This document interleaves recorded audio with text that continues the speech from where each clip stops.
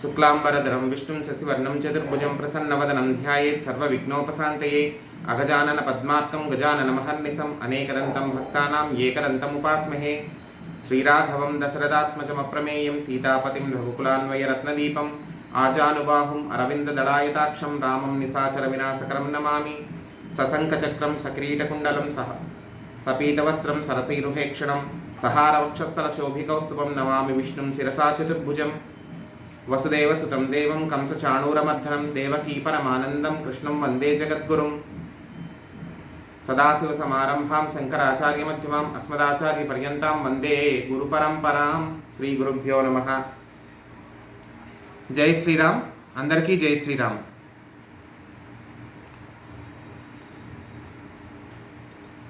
మనం పోయిన వారం అటు మొన్న వారం మనం నేర్చుకున్నది ఎంతవరకు నేర్చుకున్నాము అంటే పోతన గారి యొక్క కవి పరిచయము, ఆంధ్ర భాగవతాన్ని రచించడానికి వచ్చినటువంటి సందర్భాలు, వ్యాస మహర్షి యొక్క ప్రసక్తి, వ్యాస మహర్షి వ్యాకులతతో ఉండడం, మనసు కొంచెం చికాకుగా ఉండి ఏం చేస్తే బాగుంటుంది అనేది ఆలోచిస్తూ ఉండడం, అదే సందర్భంలో నైమిసారణ్యానికి సౌనకాది మునులు వచ్చి వ్యాస మహర్షిని భగవంతుని యొక్క ప్రసక్తి గురించి చెప్పమని అడగడం, అలాగే నారద మహర్షి వచ్చి వ్యాస మహర్షికి హరినామ సంకీర్తనం యొక్క ప్రసక్తి, దాని యొక్క ప్రత్యేకత, హరినామ సంకీర్తన వలన పూర్వజన్మలో తను ఎటువంటి స్థాయికి ఎదిగి ఇప్పుడు ఉన్నటువంటి ప్రస్తుతము నారద మహర్షి అనేటటువంటి జన్మలో బ్రహ్మమానస పుత్రుడై పుట్టి నారద మహర్షిగా పేరుగాంచి ఎటువంటి పరిస్థితికి చేరుకున్నాడు, హరినామ స్మరణ అనేటటువంటి విషయంలో ఎటువంటి ఉత్తమ స్థితికి చేరుకున్నాడు అనేటటువంటి విషయాన్ని మనం తెలుసుకున్నాం.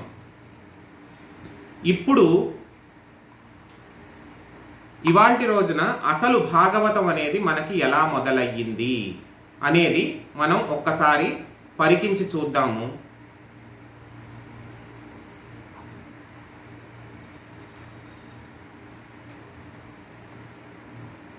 భాగవతం అనేది ఎలా మొదలైంది అనేది పరికించి చూద్దాం. ఎందుకంటే అందరికీ తెలుసు, కురుక్షేత్ర మహాసంగ్రామం మొదలైంది, 18 రోజుల పాటు జరిగింది. 10వ నాడు భీష్మ పితామహుడు అంపశయ్య మీదకి చేరాడు. అంటే అర్జునుడు వేసినటువంటి బాణాల వల్ల శిఖండిని అడ్డు పెట్టుకుని అర్జునుడు వేసినటువంటి బాణాల వల్ల భీష్మ పితామహుడు స్వచ్ఛంద మరణ వరప్రసాది అంటే ఏ రోజు ఎప్పుడు ఎలా కావాలంటే అలాగ ప్రాణాలు వదిలేటటువంటి స్వాతంత్రము అని కూడా కాదు, అదొక రకమైనటువంటి వరము, అదొక రకమైనటువంటి ఫెసిలిటీ. మన భాషలో మనం ఈజీగా చెప్పుకోవాలి అంటే ఫెసిలిటీ అది ఉన్నటువంటి భీష్మ పితామహుడు 10వ నాడు అంపశయ్య మీదకి చేరాడు. అంపశయ్య మీదకి చేరిన తర్వాత ఏం జరిగింది? 18 రోజుల పాటు యుద్ధం జరిగింది. 18వ నాడు భీముడు మడుగులో ఉన్నటువంటి దుర్యోధనుణ్ణి రెచ్చగొట్టి బయటికి పిలిచి జలస్తంభని విద్య వల్ల దుర్యోధనుడు అందరినీ కోల్పోయాడు. పుత్రుడైనటువంటి లక్ష్మణ కుమారుణ్ణి, తమ్ముడైనటువంటి దుశ్శాసనుణ్ణి ఇంత గ్రంథం నడిపించి ఇంత దూరం తీసుకొచ్చి ఇంత యుద్ధానికి దారి తీసి కారణమైనటువంటి శకునిని, అలాగే ఎవరి అండ చూసుకుని ఇంత యుద్ధానికి తలపెట్టాడో ఆ కర్ణుణ్ణి, కురువృద్ధులు ఎప్పటికీ నా పక్కనే ఉంటారు, నాకు సహాయం చేసి నాకు జయాన్ని కల్పిస్తారు అనేటటువంటి ద్రోణాచార్యుణ్ణి, భీష్మ పితామహుణ్ణి, శల్యుణ్ణి అందరినీ కోల్పోయాడు. ఆఖరికి ఒక రకమైనటువంటి వైరాగ్య భావన ఏర్పడింది. ఆ వైరాగ్య భావన ఎందుకు ఏర్పడింది? అందరూ ఉన్నన్నాళ్ళు వైరాగ్యం రాలేదు. అందరూ పోయిన తర్వాత వచ్చింది వైరాగ్యం. అందరూ పోయిన తర్వాత వచ్చేదాన్ని వైరాగ్యం అనరు, చేతకాంతనం అంటారు. అలా అందరూ పోయిన తర్వాత వచ్చిన వైరాగ్యం ఏం చేసిందంటే ఒక మడుగులో దాక్కునేలా చేసింది. ఆ మడుగులో దాక్కున్నప్పుడు ఏం జరిగింది? భీష్ముడు ధర్మరాజు కృష్ణుడి సహాయంతో తమ్ములను తీసుకుని ఆ మడుగు దగ్గరికి వెళ్తాడు. కృష్ణుడు చెప్తాడు, బావా దుర్యోధన, అందరినీ కోల్పోయావు, కానీ నీవు ఇష్టం వచ్చినట్టు ఇచ్చే ధర్మంగా ఇచ్చేటటువంటి రాజ్యాన్ని తీసుకుని అనుభవించడానికి పాండవులు అంత చేతకాని వాళ్ళు కాదు.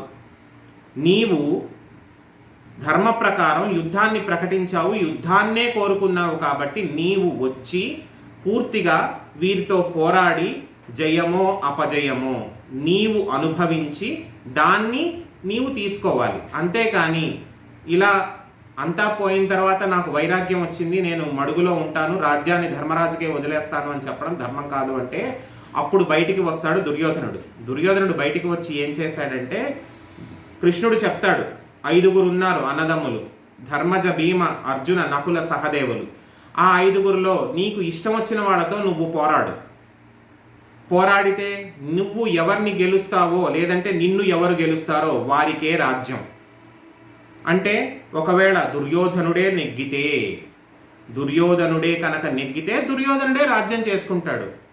కానీ అలా కాకుండా భీముడు కానీ ఈ భీముని అన్నదమ్ములైనటువంటి ధర్మరాజు, అర్జునుడు, నకుల, సహదేవుల్లో ఎవరైనా నెగ్గితే వాళ్ళ తరపు వాళ్ళు రాజ్యం చేస్తారని చెప్పి కృష్ణుడు అంటే అప్పుడు అంటాడు, శక్తి లేనటువంటి ఈ ధర్మరాజు, ఈ నాతో ఏమాత్రం తలపడడానికి యోగ్యులు కానటువంటి ఈ ధర్మరాజు, అర్జునుడు, నకులుణ్ణి, సహదేవుణ్ణి నేను యుద్ధంలో ఓడించి అదొక గెలుపుగా భావించి ఈ రాజ్యాన్ని ఏలుతాననుకున్నావా కృష్ణ? అది ఎన్నటికీ జరగదు.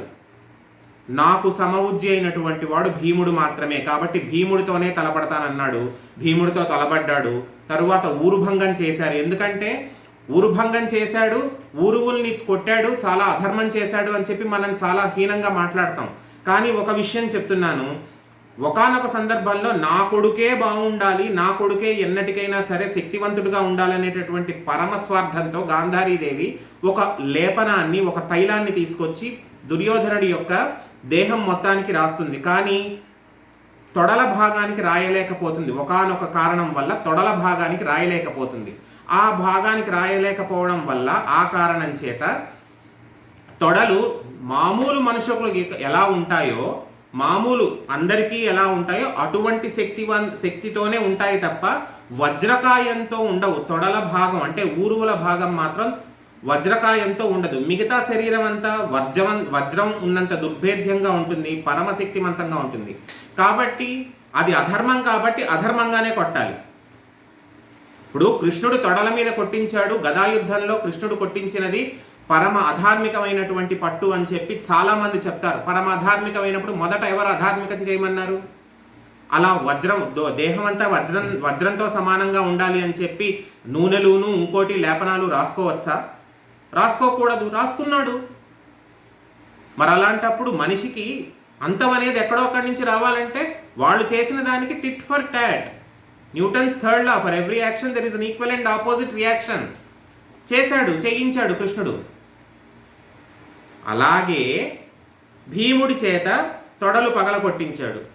పగలగొట్టించినప్పుడు చెప్పాడు, అక్కడితో అయిపోయింది మీ పగ, అక్కడితో వదిలేయండి, మీకు కావాల్సింది రాజ్యం వచ్చేస్తుంది. దుర్యోధనుడు పోతాడు, చచ్చిపోతాడు, ఎందుకంటే ఊరువులు పగలగొట్టించేశాను, ఇంకెంతో కాలం బతకడు అంటే వీళ్ళందరూ వెళ్ళిపోతారు. వెళ్ళిపోతే కొంతమంది ఉంటారు. ఎలాంటి వాళ్ళంటే స్వామి భక్తి అనేటటువంటి మాటకి అర్థం అనేది ఉండదు. ఇంకా వాళ్ళకి దానికి ఒక స్థాయి అనేది ఉండదు. ఏంటో వాళ్ళతోటే ఇంకలా అంటకాగి ఆ స్వామి భక్తి అనేటటువంటి మాటలో వాళ్ళతోటే ఉండిపోయి, వాళ్ళు దుర్మార్గులైనా సరే వాళ్ళతోనే ఉండిపోయి, వాళ్ళతోనే ఇదైపోయి అలా వాళ్ళ వెనకాలే అనుసరిస్తూ అలా ఉండిపోతే వాళ్ళు కొంతమంది ఉంటారు. కొన్ని తెగల వాళ్ళు, కొన్ని వర్గాల వాళ్ళు అలా ఉంటారు. అటువంటి వాడే కౌరవ పక్షంలో కౌరవ పక్షం తరపున యుద్ధం చేసినటువంటి అశ్వత్థామ. ఈ అశ్వత్థామ ఎవరు? ద్రోణాచార్యుడు. కురుపాండవులిద్దరికీ కూడా రాజగురువు అయినటువంటి ద్రోణాచార్యుడి కొడుకు. ఈ అశ్వత్థామ ద్రోణాచార్యుడిది చిన్న వృత్తాంతం ఉంటుంది. ద్రోణాచార్యుడు పాంచాలీదేవి తండ్రి అయినటువంటి ద్రుపద మహారాజు, ఇద్దరూ కూడా చిన్నతనంలో స్నేహితులు. ఆ స్నేహితులు అనేటటువంటి భావనలో ఏం చేశాడంటే, ద్రుపద మహారాజు, ఓయి బ్రాహ్మణ ద్రోణాచార్యుడా, నీకు ఏనాడైనా ఎటువంటి కష్టమైనా వస్తే నా దగ్గరికి రా, నేను నీకు తగిన సహాయం చేస్తాను అని చెప్పి శపథం చేస్తాడు, అంటే ప్రమాణం చేస్తాడు. స్నేహితుడిగా స్నేహభావంతో ప్రమాణం చేస్తే ఒకానొక సందర్భంలో ద్రోణాచార్యుడికి ఇల్లు గడవడం కూడా చాలా కష్టమైనటువంటి పరిస్థితి ఏర్పడుతుంది. అశ్వత్థామ పుట్టినప్పుడు గుక్కెడు పాలకు కూడా నోచుకోలేని, గుక్కడి పాలకు కూడా చాలా కష్టమైనటువంటి పరిస్థితి వచ్చినప్పుడు అనుకుంటాడు, నా స్నేహితుడైనటువంటి ద్రుపద మహారాజు ఒకానొక సందర్భంలో చెప్పాడు, నువ్వు వస్తే నేను ఎటువంటి సహాయమైనా చేస్తాను అని చెప్పి నాకు చెప్పాడు. స్నేహితుడిని కదా, ఖచ్చితంగా ఆదరిస్తాడేమో అన్నటువంటి భావనతో ఈ ద్రుపద మహారాజు దగ్గరికి వెళ్తాడు ద్రోణాచార్యుడు. వెళ్ళినప్పుడు ద్రుపద మహారాజు క్షత్రియుడు అవడం వల్ల కొంచెం విషయలోలుడు అంటే వ్యసనపరుడు అవ్వడం వల్ల ద్రోణాచార్యుడు వెళ్ళే సమయానికి అతను కొంచెం మధుపానం చేసి ఉంటాడు. మధుపానం అంటే ఏం లేదు, సింపుల్, ఆల్కహాల్ తీసుకుని ఉన్నాడు, తాగి ఉన్నాడు. అటువంటి సందర్భంలో వెళ్ళేసరికి కన్ను మిన్ను కానక అవమానించి పంపిస్తాడు. నేనేదో చెప్పానే అనుకో, నువ్వు వచ్చేస్తావా అలాగా వెర్రి బ్రాహ్మణ అని చెప్పి అవమానించి పంపిస్తాడు. ఆ అవమానాన్ని ఎంత దూరం తీసుకెళ్తాడంటే ద్రోణాచార్యుడు, నాకుగా నేను వెళ్ళలేదు, అతను చెప్పాడు నువ్వు కావాలంటే నేను వస్తే నువ్వు ఏనాడు వచ్చినా సరే నేను నీకు సహాయం చేస్తాను అనేటటువంటి ప్రమాణం చేశాడు. కాబట్టే అభిమానాన్ని చంపుకుని నేను వెళ్ళాను. అయినంత మాత్రాన ఈనాడు నన్ను ఇంత అవమానించాడు కాబట్టి తగిన ప్రతీకారం చేసి తీరాల్సిందే అని చెప్పి శపథం పడతాడు ద్రోణాచార్యుడు. సరే, సమయం చూసుకుని కురు పాండవులిద్దరికీ కూడా రాజగురుత్వం వహించాడు. ఇద్దరికీ కూడా కౌరవులకి పాండవులకి తగిన విద్య నేర్పించాడు. చక్కటి రాజోద్యోగం దొరికింది. కానీ అందరూ కూడా గురుదక్షిణ ఇచ్చిన తర్వాత ఏం జరుగుతుంది అంటే అర్జునుడిని మాత్రం అడుగుతాడు, నిన్ను నేను ప్రత్యేకించి నేను ఎందుకు తయారు చేశానో నీకు తెలుసా? ద్రోణాచార్యుడికి ఎంత పగంటే ద్రుపద మహారాజు మీద, పాంచాల మహారాజు మీద ఎంత పగంటే, అర్జునుడా నిన్ను నేను ఎందుకు ప్రత్యేకించి నేను తయారు చేశాను? నీవు ద్రుపదుణ్ణి ఓడించాలి అని చెప్పి అతన్ని మీదకి ఉసిగొల్పుతాడు. ఉసిగొల్పితే అర్జునుడు వెళ్ళి బంధించి తీసుకొస్తాడు. గురుదక్షిణగా ద్రుపదుణ్ణి బంధించి కట్లు కట్టి తీసుకొచ్చి ద్రోణాచార్యుడి కాళ్ళ దగ్గర పడేస్తాడు. అసలైన గురుదక్షిణ. అర్జునుడి తప్పేమీ లేదు దాంట్లో అర్జునుడి తప్పు ఏ మాత్రమూ లేదు. గురువుగారు అడిగారు, తీసుకొచ్చి పడేశాడు, అయిపోయింది. అక్కడితో అతని ప్రమేయం అయిపోయింది. అప్పుడు ఈ అవమానాన్ని చాలా మనసు మీదకి తీసుకున్నటువంటి ద్రుపద మహారాజు ఏం చేస్తాడంటే, ఇంత అవమానం జరిగింది అని చెప్పి వెనక్కి వెళ్ళిపోతాడు. ద్రోణాచార్యుడు వదిలేస్తాడు. ఇంత జరిగిన తర్వాత వదిలేస్తాడు. కట్టేసి తీసుకొచ్చాడు, కాళ్ళ మీద పడేశాడు, అయిపోయింది పగ అనుకున్నాడు. కానీ ద్రుపద మహారాజు కాస్త పౌరుషం మీద ఉంటాడు, క్షత్రియుడు. అతనేం చేశాడు, ఈశ్వరుడి కోసం తపస్సు చేస్తాడు. తపస్సు చేస్తే ఈశ్వరుడు ప్రత్యక్షమైతే ఒకడు అడుగుతాడు, అర్జునుడు నా అల్లుడు కావాలి అంటే నాకు ఒక కూతురు కావాలి, అర్జునుడు అంతటి మహావీరుడు నా ఇంటికి అల్లుడు కావాలి. అలాగే ఈనాడు నేను ఇంత అవమానింపబడ్డాను కాబట్టి నన్ను ఎవరైతే అవమానించారో ఆ అవమానించిన వాడిని తలకొట్టి తీసుకొచ్చేటటువంటి కొడుకు నా కడుపున పుట్టాలి అని అడుగుతాడు. అంటే ద్రోణాచార్యుడిని చంపగలిగేవాడు నా కడుపున పుట్టాలి అని అడుగుతాడు. అలా పుట్టిన వాళ్ళే ద్రౌపది, దుష్టద్యుమ్నుడు. ద్రోణాచార్యుడి మీద ఉన్నటువంటి పగతో కన్నాడు వీళ్ళిద్దరినీ. కేవలం ద్రోణాచార్యుడి మీద ఉన్నటువంటి పగతో కన్నాడు ఈ ద్రుపద మహారాజు. అలా అలా అలా కురుక్షేత్ర సంగ్రామం వరకు వచ్చింది. ద్రౌపది పాండవులకి పత్ని అయింది, ఉప పాండవులు పుట్టారు. అలాగే దుష్టద్యుమ్నుడు, ఉప పాండవులు అంటే పాండవుల వలన ద్రౌపదీదేవి కడుపున పుట్టినటువంటి వారు. పాండవుల వలన ద్రౌపదీదేవి కడుపున పుట్టినటువంటి వారు ఉప పాండవులు. వాళ్ళ పేర్లు కూడా చెప్తాను నేను. ఈ దుష్టద్యుమ్నుడిని ఏం చేస్తారంటే, అర్జునుడు మహావీరుడే అయినా సరే 18 రోజుల యుద్ధానికి కూడా దుష్టద్యుమ్నుడిని సర్వసైన్యాధ్యక్షుడిగా నియమిస్తాడు శ్రీకృష్ణుడు. కురుక్షేత్ర యుద్ధంలో పాండవుల తరపున సర్వసైన్యాధ్యక్షుడు అంటే chief in the commander, army chief అనేవాళ్ళు ఉంటారు కదా, ఆ అన్ని రకాలైనటువంటి సైన్యాలకి ఆ సైన్యాధ్యక్షుడిగా దుష్టద్యుమ్నుడిని నియమిస్తాడు. నియమించినప్పుడు ఏం జరుగుతుంటే 18 రోజులు పాండవులకి దుష్టద్యుమ్నుడే సైన్యాధ్యక్షుడు. కానీ కౌరవుల పక్షంలో మారుతూ ఉంటారు. ఎందుకంటే మొదట భీష్ముడు పోయిన తర్వాత ద్రోణాచార్యుడు పోయిన తర్వాత కర్ణుడు పోయిన తర్వాత ఏదో పెట్టుకోవాలి కాబట్టి అశ్వత్థామని పెట్టుకుంటారు. ఆఖరణ కృతవర్మని అశ్వత్థామని ఏదో లాగిస్తారు అలా పెట్టుకుని. వాళ్ళ వల్ల కూడా ఏమీ అవ్వదు. ఈ అశ్వత్థామ ఏం జరుగుతుందంటే, దుష్టద్యుమ్నుడు ద్రుపద మహారాజు కోరిక ప్రకారం అర్జునుడు యుద్ధం చేస్తుండగానే దుష్టద్యుమ్నుడు అశ్వత్థామ హతః కుంజరహ అనేటటువంటి మాట వింటాడు. ఎవరు? ద్రోణాచార్యుడు. ద్రోణాచార్యుడు ఎటువంటి సందర్భంలో అస్త్ర సన్యాసం చేస్తానని చెప్పి శపథం చేశాడు? నా కొడుకు పట్ల కానీ నా కుటుంబం పట్ల కానీ ఎటువంటి హాని అయినా జరిగింది అని తెలిస్తే ఆ తెలిసిన వెంటనే నేను అస్త్ర సన్యాసం చేస్తాను అంటాడు. ఆ అస్త్ర సన్యాసం చేయడానికి కూడా కారణం ఎవరై ఉండాలి? నమ్మకంగా చెప్పేవాడు మాత్రమే చెప్పాలి ఆ విషయాన్ని. నమ్మకంగా చెప్పేవాడు భీష్ముడిని కూడా నమ్మడు, కృష్ణుడిని కూడా నమ్మడు, ధర్మరాజుని నమ్ముతాడు. అందుకనే అశ్వత్థామ అనేటటువంటి ఒక ఏనుగుని చంపించి అశ్వత్థామ హతః అని చెప్పి గట్టిగా అనిపించి కుంజరహ అని చెప్పి నెమ్మదిగా అనిపిస్తాడు కృష్ణుడు.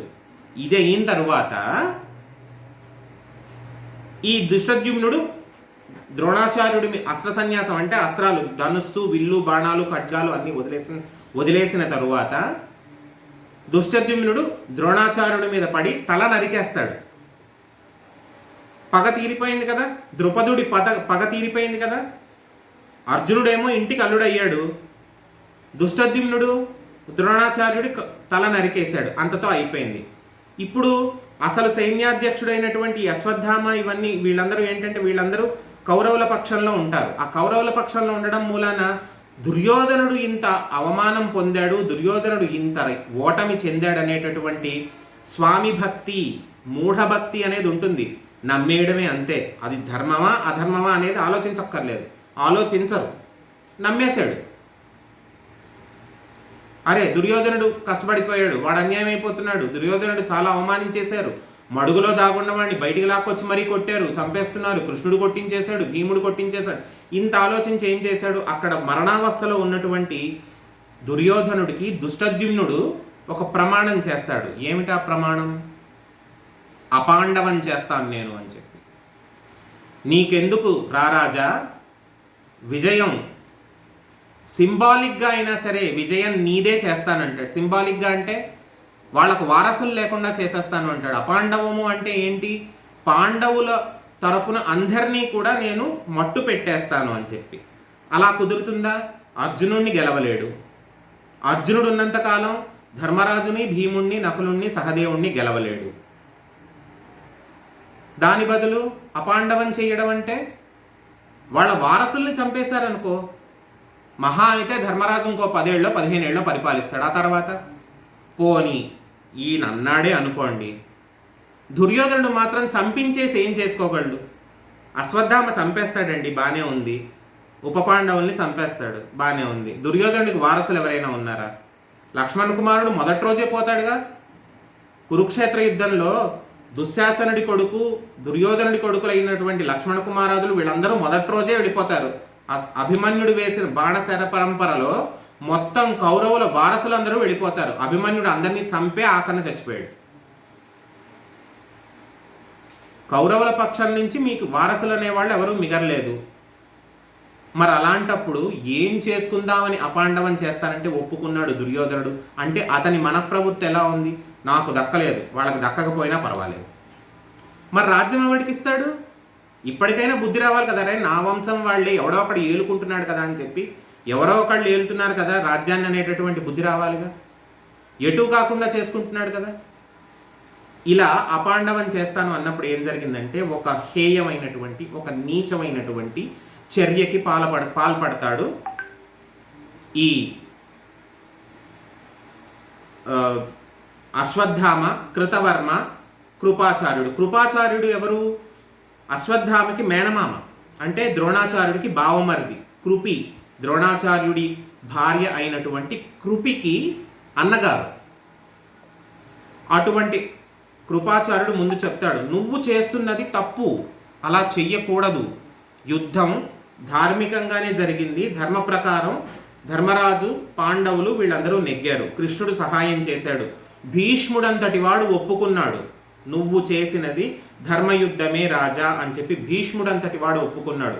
ఇంకా నువ్వు ఎటువంటి అత్యుత్సాహపు చర్యలు చేపట్టకూడదు అని చెప్తే నీకు రాజభక్తి లేదు, అది లేదు, ఇది లేదు అని చెప్పి నిందించి కృపాచార్యుడిని కూడా వెంట పెట్టుకెళ్తాడు. కృతవర్మని తీసుకెళ్తారు. కృతవర్మ అంటే ఎవరు? కృష్ణుడి వంశపు వాడు కృతవర్మ, యాదవ వంశపు వాడు కృతవర్మ. వీళ్ళందరూ ఎక్కడికి? పాండవుల శిబిరాల వైపు వెళ్తారు. పాండవుల శిబిరాల వైపు వెళ్ళేసరికి ఏం జరుగుతుందంటే అక్కడ శిబిరంలో ఉపపాండవుల మేనమామ అంటే పాండవులందరికీ కూడా ఈ 18 రోజుల పాటు సర్వసైన్యాధ్యక్షం వహించినటువంటి దృష్టద్యుమ్నుడు, శిఖండి, చాలామంది ఈ విషయాన్ని మర్చిపోతారు. శిఖండి కూడా ఆ గుడారంలో అంటే యుద్ధ గుడారంలో నిదురిస్తూ ఉంటాడనమాట. శిఖండి, దుష్టద్యుమ్నుడు, ఉపపాండవుల పేర్లు ఏమిటి? ప్రతివింధ్యుడు ఎవరి కొడుకు? ద్రౌపదీదేవికి ధర్మరాజుకి పుట్టినటువంటి కొడుకు ప్రతివింధ్యుడు. అలాగే శృతసోముడు, భీముడికి ద్రౌపదికి పుట్టినటువంటి వాడు శృతసోముడు. శృతకర్ముడు, అర్జునుడికి ద్రౌపదికి పుట్టినటువంటి వాడు శృతకర్ముడు. శతానీకుడు, నకులుడికి ద్రౌపదికి పుట్టినటువంటి వాడు శతానీకుడు. శృతసేనుడు, సహదేవుడికి ద్రౌపదికి పుట్టినటువంటి వాడు శృతసేనుడు. ఈ 5 వీళ్లతో పాటు మేనమామైనటువంటి దృష్టద్యుమ్నుడు, వీళ్ళందరితో పాటు అటుపక్కగా వారగా శిఖండి, అంటే శిఖండిని అడ్డం పెట్టుకుని కదా భీష్మాచార్యుణ్ణి కొట్టాడు అర్జునుడు. శిఖండి మరి పాండవ పక్షంలో ఉన్నట్టే కదా. శిఖండి వీళ్ళందరూ కూడా ఒక గుడారంలో పడుకుని ఉంటారు. అలా పడుకుని ఉండగా ఈ కృతవర్మ సహాయంతో అశ్వత్థామ వచ్చి వీళ్ళందరినీ నిద్దట్లోనే కుత్తుకలు కోసేస్తాడు. కుత్తుకలు కోసేయడం అంటే గొంతు నరికేస్తాడు. ఎంత దారుణమైనది! పడుకున్న వాళ్ళని ఎవరైనా అలా చేస్తారా? ఎంత భయంకరమైనటువంటి చర్య, ఎంత దారుణమైనటువంటి చర్య! అలా గొంతు నరికేసినప్పుడు నిజం తెలుస్తుంది పాండవులకి, ఏం జరిగింది, ఎలా జరిగింది అనేది. అప్పుడు అర్జునుడు అశ్వత్థామని వెంటపడి తరిమి పట్టుకుంటాడు అశ్వత్థామని. కృతవర్మ కూడా తప్పు చేశాడు, మరి సహాయం చేయడం తప్పే కదా. కృతవర్మ కూడా తప్పు చేశాడు, కానీ కృతవర్మ ఏం చేస్తాడంటే పారిపోతాడు. కృతవర్మ ద్వారక వైపు పారిపోతాడు. పారిపోయినప్పుడు ఏం జరుగుతుందంటే యాదవ వంశ నాశనం జరిగినప్పుడు సాత్యకి చేతిలో చచ్చిపోతాడు కృతవర్మ. అది వేరొక సందర్భం, అది కూడా వస్తుంది. కాకపోతే ఇప్పుడు ఏం జరుగుతుందంటే అపాండవం చేస్తాను అన్న దాంట్లో సగం మొత్తానికి సఫలీకృతమైందంటే కొంత సక్సెస్ అయ్యాడు. అపాండవం విషయంలో కొంత సక్సెస్ అయ్యాడు. అంతకుముందే అభిమన్యుడు చనిపోయాడు, ఘటోద్గజుడు చనిపోయాడు, బార్బరీకుడు చనిపోయాడు. వీళ్ళందరూ పాపం పాండవుల వారసులు కూడా అందరూ వెళ్ళిపోయారండి. ఎవ్వరూ లేరు. పాండవుల వారసులు కూడా ఎవరూ మిగల్లేదు.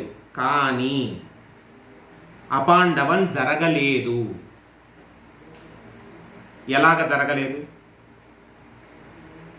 అభిమన్యుడికి ఉత్తరాకుమారికి పుట్టేటటువంటి బిడ్డ ఉత్తరాదేవి గర్భంలో పెరుగుతోంది. ఉత్తరాదేవి గర్భంలో బిడ్డ పెరుగుతుండగానే అభిమన్యుడు కురుక్షేత్ర సంగ్రామానికి వెళ్ళి అక్కడ పద్మవ్యూహంలో చిక్కుకొని ప్రాణాలు వదులుతాడు. కానీ ఉత్తరాదేవి బ్రతికే ఉంది కదా. ఆ ఉత్తరాదేవి గర్భంలో ఉన్నటువంటి బిడ్డ పెరిగి పెద్దవాడవుతాడు. కానీ ఆ బిడ్డ మీదకి కూడా బ్రహ్మాస్త్రాన్ని ప్రయోగిస్తాడు అశ్వత్థామ బ్రహ్మాస్త్రాన్ని ప్రయోగించినప్పుడు ఏం జరుగుతుందంటే, ముందు అంతవరకు వెళ్లకుండా ఇప్పుడు మనం ఇది చూద్దాం.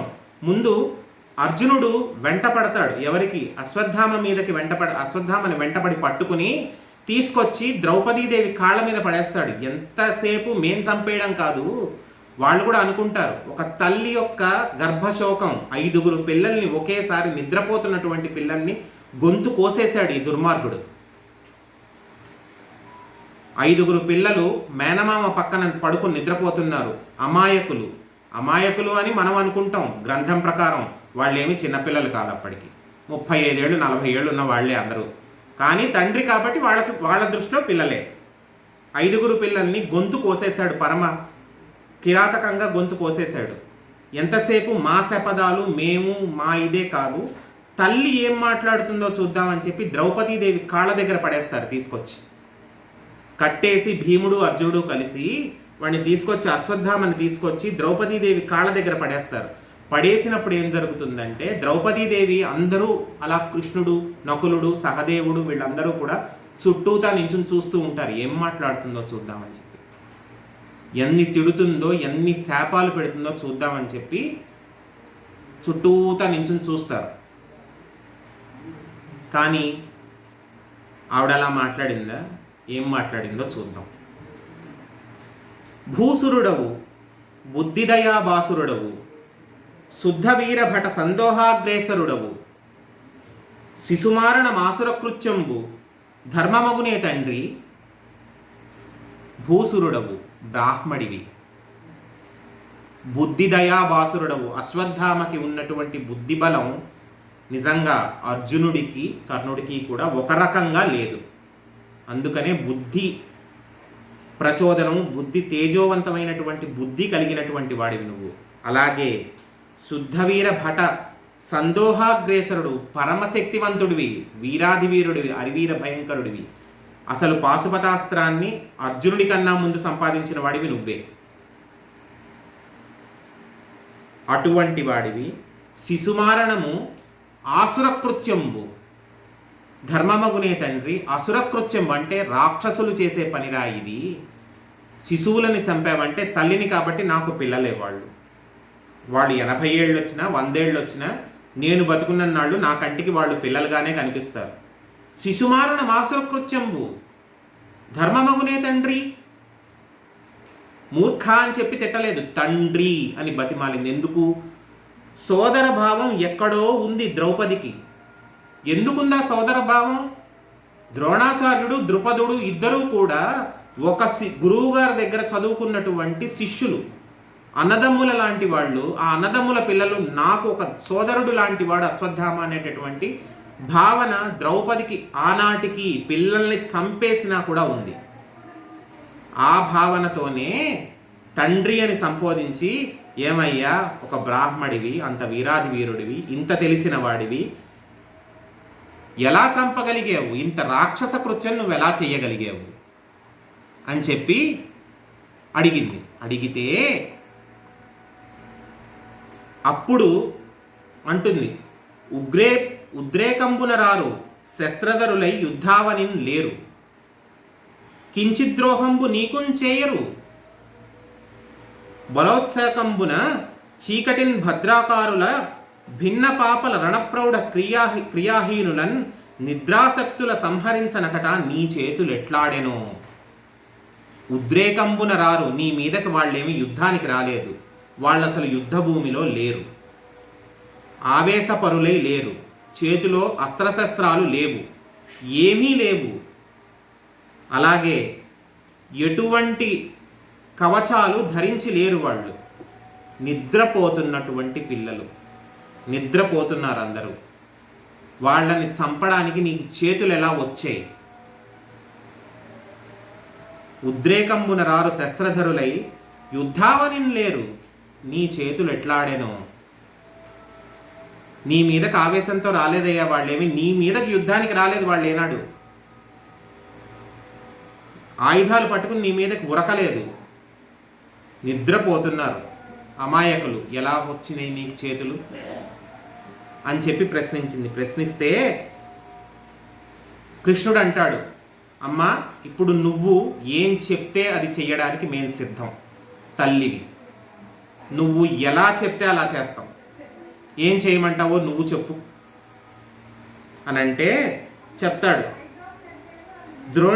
ద్రోణినితో సిఖింబడక ద్రోణ కుటుంబిని ఉన్నదింట అక్షీణతనూజ శోక వివశీకృతనై విలపించు భంగి ఈ ద్రౌణి దెరల్చి తెచ్చుటకు దైన్యంబునందుచు ఎంత పొక్కునో ప్రాణవేక్తుండెనై అతిపాపంబు బ్రాహ్మణ హింస మానరే. ద్రోణితో సిఖింబడక అంటే ద్రోణాచార్యుడు చనిపోయాడు, యుద్ధభూమిలో చనిపోయాడు. దుష్టద్యుమ్నుడు చంపేశాడు ద్రోణాచార్యుడిని, కాబట్టి ద్రోణాచార్యుడు చనిపోయాడు. ఆనాటి కాలమాన దేశకాల పరిస్థితుల ప్రకారం సతీ సహగమనం చేస్తారు. సతీ సహగమనం అంటే భార్య కూడా భర్తతో పాటే చితిలో కాలిపోవడం అనేది ఆనాటి ఆచారం. అది మంచిదా చెడ్డదా ఇంకోట జడ్జిమెంట్లు మనం ఇవ్వక్కర్లేదు. అప్పటి పద్ధతి అది. ద్రోణినితో సిఖింబడక, సిఖి అంటే అగ్నిలో కాలిపోకుండా, ద్రోణ కుటుంబిని అంటే ద్రోణుడి యొక్క సహధర్మచారిణి, ఇంటి ఇల్లాలు ఇంట్లో ఉంది. వీడు ఇంత పాపం చేసినా సరే నేను పిల్లల్ని కోల్పోయి ఎంత ఏడుస్తున్నానో, ఈ 5గురిని కూడా కోల్పోయి నేను ఎంత ఏడుస్తున్నానో, వీడు ఈ అశ్వత్థామ అనేటటువంటి వాడు కంటికి కనిపించక ఎవరో బంధించారు అనేటటువంటి మాట ఆ నోట ఈ నోట విని ఎంత తల్లడిల్లిపోతోందో. ఆ కృపి అంటే ద్రోణ కుటుంబిని, ద్రోణాచార్యుడి యొక్క భార్య అయినటువంటి కృపి ఎంత తల్లడిల్లిపోతోందో. కాబట్టి బ్రాహ్మణ్ణి చంపడం బ్రహ్మహత్యాపాతకం. ఎందుకు? ఇంత రణము చేశాము, ఎక్కడో అక్కడ మనకి పాపం అంటే ఉంటుంది.